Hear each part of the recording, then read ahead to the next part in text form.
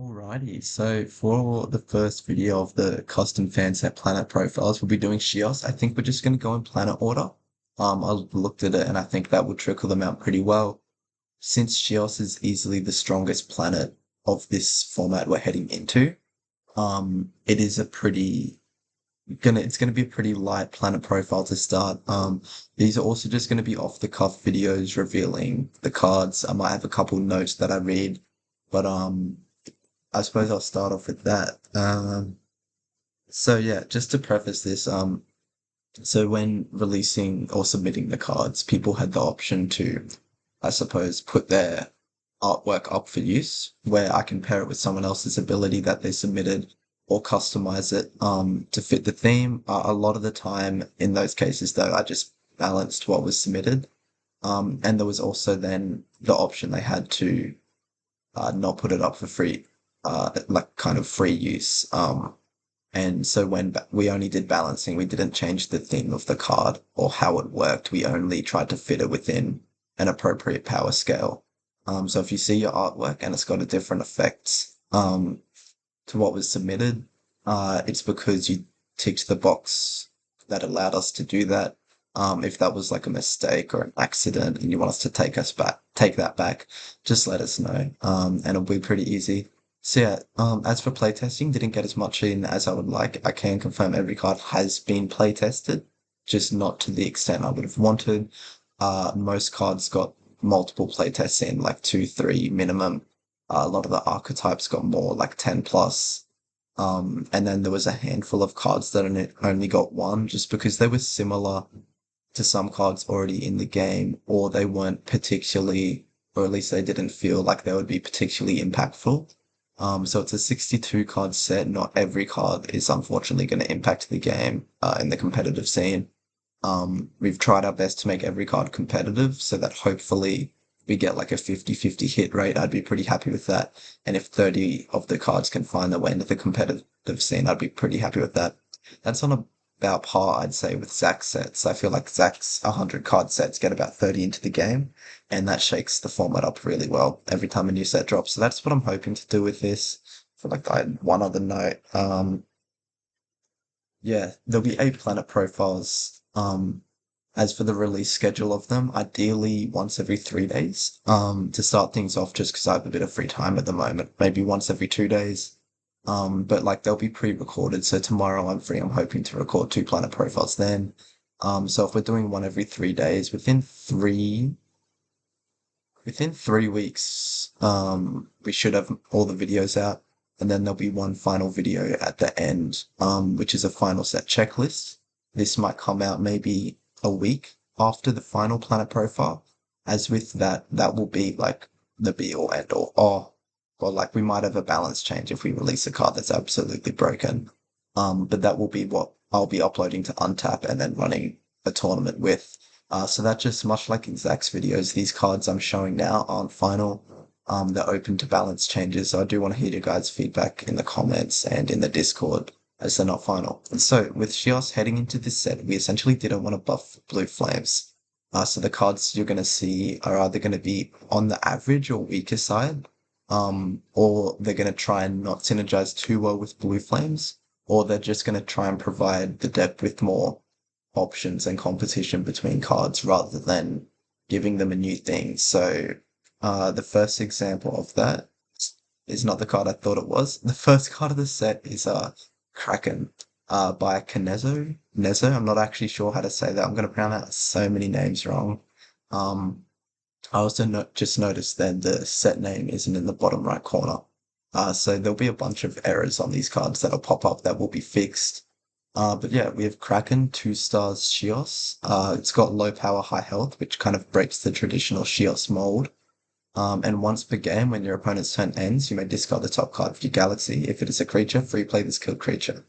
So we're sort of seeing immediately what I meant by we're trying to design Sheos cards that don't fit the Blue Flames mold, right? Blue Flames doesn't like to mill in case they hit tower. They also prefer more of the higher power so that they can get points in a little bit easier, whereas this is a bit more for board presence, right? If you're bringing it back, then you might be able to get a clean 2-for-1 just on some of those smaller creatures. like Thunderbolts and things in the game. A lot of the blue flames have 10 power too. So it's just a clean 2 for 1. It works similarly to things like Adatrox and FaceTime, but I wouldn't say that's a direct comp at all. And for just 2 stars, I think it's pretty good. It's going to work well in scope decks, maybe even Tekla, since um, you'll know the top card of your deck and know whether it's a creature or not. I think this is a really fun card. I don't think it will be like it's just not a high impact card, right? So it won't be the core to a competitive deck. But with more cards like these, a strategy like Scope and Zoo decks could become very fun to play, which I think is awesome. Sheos was a classic deck back in the day, and Sheos traditionally has tried to focus around getting more creatures just on the board each time to use the planet effects. I will also say real quick, the database is currently down, which is annoying because I would have liked to have pop-ups, as I mentioned, cards in the game. Pop-up like Sheos' planet effect for every third Sheos creature that's killed, you draw a card. So that's why I'm saying that there will be a lot of uh, like high creature counts. Also, might just turn this fan down because I have no idea if that's going to cook with the recording or not. And I also am keeping it quieter now as there's family members. Again, this is the first video of this series. I'm gonna learn how I can do these things a bit better in the future. Like recording in the daytime so I can speak a bit louder with a bit more passion. Oh, the big thing. I went to print out the cards today and the printer's not working. So in the future they will be recorded. My phone camera doesn't currently work, so I'm gonna have to like flip my laptop in some weird angles so that the front camera, which is seeing me on right now, can record the cards I'm showing. Because I definitely think that having the hand movements and stuff in like front on the table will be a good way to reveal the cards. So I got to hit up the library when I want to record these. Um, so yeah, we'll hop on that tomorrow. Apologies, but we're doing this Zach style when he was in Mexico. So yeah, Kraken, I think it's just a solid, good card. The issue with the card wouldn't be the card itself, it would be its fit with other decks. There isn't too much support for high creature count decks at the moment, it's the only issue. The next card, also by Kinezo, maybe Nezo. I'm not sure if like the K is silent. I know K's are silent sometimes. Is Flamebeak. This is a pretty cool card. I do think this one definitely can fit within Blue Flames. It yeah, I played tested it in Blue Flames a bunch because it was originally quite it was not I wasn't using it the right way at first and I thought it was quite underpowered. And then Lueg told me, yo, this card's probably busted, play tested it a couple times in a different way, and yeah, it felt quite strong and just not the buff that Blue Flames needed. So 5 stars as a cost play is pretty expensive in this format, and for 220 power, 140 health, the stats don't quite back it up. You're only hitting for 2 points, which isn't great, but the ability is really interesting. So after a card or an ability is played slash used, and Sheos is your planet, so that's on your opponent's turn. If they do that, that's all good. You can kill one of your zoned cards to kill one of your opponent's zoned cards.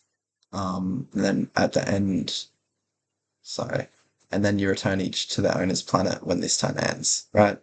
So essentially, you're flame big down. It's your opponent's turn. If they play a card or use a ability of something that's already up, you can kill one of your zoned creatures to kill one of the opponent's zoned cards. Um, and then at the end of the turn, those cards just come back, right? So if they play something with 150 power to kill your flame beak, you can kill that temporarily. So now your flame beak sort of has that protection, and you're also protecting one of your own cards, which is why it's so strong because you're essentially protecting the card you sacrifice and the flame beak. Um, this card in playtesting, also I'm realizing right now, is there's no once per turn. In playtesting, I assumed it was once per turn. So that's another thing as well, is when I'm reading these, I might just have playtested them with like um almost like made up abilities that I just assumed was on the card that I never actually read. So this is once per turn. If it wasn't, that could get quite out of hand. Because Sheos can get 3 creature boards. Um, but yeah, originally the card had 270 power, 200 health. I think this sort of protection and interaction on the opponent's turn, these cards are really interesting to deal with as you find problems and ways around them. So yeah, that's Flame Leak. Next, this is my artwork. Like I said, my phone camera is not currently working. I'm really hoping I can get that working because it's the highest quality camera in my house. By the end of the planner profile, so that the quality is a bit better. But it's all right. I think the artwork's pretty cool. I tried to make those black dots on the end of each hand look a bit more like eyes. It's not really giving off that effect, but I like the scorch and the star in the middle. I think it's quite cool. So 150 power, 50 health. It's comparable to Macrabba Blab. I'd say is a good comp. And and when this creature's power changes, so with Moltown, um, Zomaddle, and a couple other cards you'll see in a sec, you just gain 2 stars, right? So if you move it into a Zomaddle, then it becomes free. Um, which at that point gets comparable to like Ploob or something, where it's just a nice cheap body for free. If you have Moltown up, then once per turn, if you choose to buff its stats, then you can get it back for free, which is pretty cool. And if you move it into a Zomaddle in the same turn, there's no once per turn gap, so you can make profit from this card. It fits in the Sheos theme well. It's just a cheap body with high power. So yeah, I actually really like this card. Shout out Zwei maybe for the card effect. As soon as I saw this, I was like, damn, that's awesome. And Scorched Starfish is a cool name too. So this one's already been revealed. This works with Scorched Starfish too. So one of your zoned creatures gains 200 power and cannot attack planets until the end of this turn. Right, so gain our power. We gain 2 stars. Also, when it attacks and kills a creature, gain 4 stars. So this has been revealed. I will be revealing the fan cards that we saw at the very start of this whole era in this, since it's fractal, I thought it would slot nicely in the Sheos planet profile. There's not too much to say about this card that hasn't already been said. I mean, it's comparable to KO, right? But it's not as flexible. If you're running a deck with a lot of mid-power creatures, it's going to be good at getting up to the higher healths, and if you're running a deck with a lot of the low power creatures, it'll be good to get to the mid healths. So you just look at your matchup spread and see if you prefer this or KO. So if we look at a deck like what's a small deck for example? I think Gaia's mid-range is relatively small. If we compare that to into a Polysium matchup, this wouldn't do much, right? Because 200 power doesn't go a long way at getting our Norths and things up to be able to kill the big 400 plus HP creatures. Whereas if we were playing a deck such as Cinder with Dark Sparks with Skelly Queens, the 200 health, 200 power buff will go a long way, and we don't need the KO. The KO would be an overcommitment, and then we just get a nice 4 stars back. So yeah, this works with Scorched Starfish. You could buff this, you could move it into a Zomaddle, you could use Moltown and gain like 4 stars in one turn. So that is pretty cool. This one's also designed, drawn by Sway. It's very dope art. I love it. Looks young. Next we have Skull-A-Rang, which is drawn by Washed, designed by Lueg, and it also works with the Scorched Starfish. The attached creature gains 90 power. When the attached creature is killed, you can pay 1 star to return this attachment card to your hand. So I know it's like a power creep of the Galacti Sword, like essentially objectively, right? But that card's like pretty bad, but I do think the stat game, like the stats in CG are really interesting. And like hitting those certain stat lines is something that was very cool back in those like Sindel tempo days and stuff. So the attached creature gains 90 power, so you won't be automatically getting another point when you hit. But most of the time, it's fair to say that if this is used to hit face, essentially you're paying 1 star for 1 point.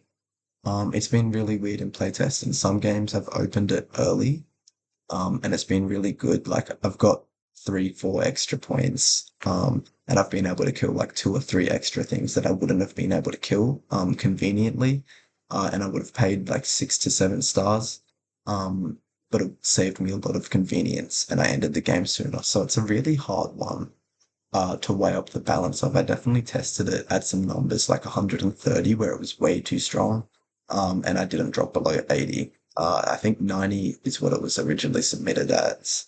And this one I definitely play tested a lot more than most. It was quite finicky to deal with, just because some games you don't draw it as well. It's not good when you draw the second copy, I've found. Usually you don't need to play 2 in a turn. So when you just play it at 1 copy and open one, it's nice. So it might become one of those cards where it becomes a 1 copy staple. However, in testing, it's like a really interesting card to play because it's really hard to find the worth of the card, and if it actually supports your deck or not, or if it's just like sort of a break even kind of card. But yeah, really interesting design. I love the art, like the wings on the boomerang as it like flies back would be cool. And yeah, shout outs. This was one of my favorite cards in the set. Finally, we have a rare gigantic snowball. I'm also noticing none of these cards have their set number, which is interesting because it was on the image on the custom card maker. So I'll just add that in manually, or we might just ignore it. Not sure. So yeah, we have gigantic snowball, which is like a worse version of planetary field. I think this is the only card where I made it over. I'm saying I made it, as in washed made it, which also needs to be on the bottom of the card. It's one of the only cards in the set where it's like, what's the opposite of a power creep? A power trip, like you trip and fall beneath or something. I don't know. Um, but yeah, it's worse than Planetary Field, right? Because you're only stopping one attack. But Planetary Field's a very strong card. Hence why it's at one copy in this format. And if it were to get banned, this would be an interesting replacement. And if Planetary Field doesn't get banned, this is still really interesting in decks such as Polysium, where you just want a lot of board protection, even if you're running some Ozo kind of deck, you might just want a lot of protection from attacks, and this is going to offer that protection. Um, if they attack with two things, you can, uh, well, that wouldn't be relevant. I was going to say you could use it on the smaller one, but move the bigger one from the battle zone into their creature zone. But no, you could just use it on the bigger one in that case, anyways. But yeah, essentially think of it as like a mini planetary field, and you'll do a pretty good job. So that was let's go back to the start. The first planet profile. I'm going to try and keep them as brief as possible because I want people to be able to be entertained watching throughout it. Could easily waffle for 20 minutes here, but I just want to keep it brief. And I know at the start I probably waffled for like 3 minutes anyway, and I'm waffling right now, which is not good. But the next one's Barrow. I'm very excited for Barrow. I know some of you might be a little bit underwhelmed with what you saw here. Again, Sheos was very strong. We're not trying to buff it too much, but I do hope some of these support cards are interesting to you. I think Gigantic Snowball is a very interesting protection card. This is interesting because it can easily be played in every deck, and you just need to play it to figure out if it's going to hit the stat lines you need to hit. And this is a great like other option to KO, and we definitely saw KO fall off in that format as it's very high tempo, and you can't be affording to go -1 all the time.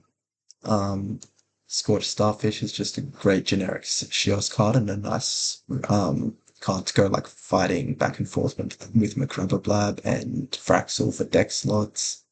Flamebeak's very interesting to play against, as there's a lot of thought in how you go about killing it. It's also fun to play as you get to combo with like Scoria Carrier to protect it for an extra turn. And then Kraken's just a nice card. Everyone loves Enderman's Telescope and Zoo decks, and this is a nice card for those strategies. So I'm pretty happy with how Sheos was executed, to be honest, because I was quite stressing that I'd have to just release filler cards. But I'm pretty happy with where that's at. So see ya.